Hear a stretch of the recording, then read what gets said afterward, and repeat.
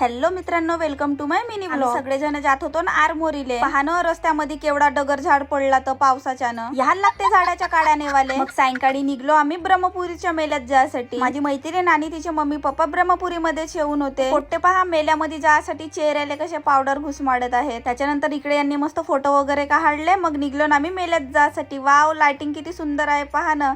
आणि यावर्षी आकाश पाळणा पण खूप सुंदर लागला आहे।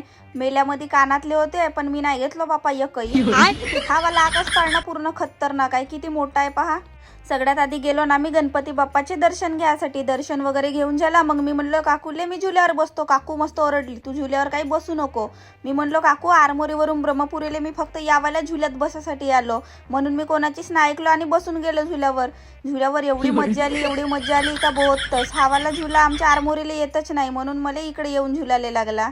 बढिया आहे ना झुला, एकदा तुम्ही पण बसून पाहाल। मग विचार केलो की आकाश पाळण्यावर पण बसून घ्यावा, पण खरं सांगतो यार, आकाश पाळण्यावर एक बी मजा नाही आली। आकाश पाळण्यावाल्याने एकही नाही फिरवलं। ते जाऊ द्या, पण यावर्षी मोदक्या कुवेवाला भाऊचा धंदा फेल आहे, कारण की एकही माल पोरीनं आणलं फटफटी चालवाले। तुम्हाला आताच सांगतो, मग म्हणाल का मनीबाईनं सांगलं नाही। ब्रह्मपुरीच्या मेल्यात या, पण परसाकडे जावाची चप्पल लावून या, नवीन चप्पल लावूनच नको या। बोलणं पहा ना चप्पल कशी भरून गेली माझी ऐकाल तर कपडे जुने जाणेच लावून या। सप्पा रमदाडते त्या चिखलानं कपडे पहा। बेस्ट चाला जो येथून, बाय।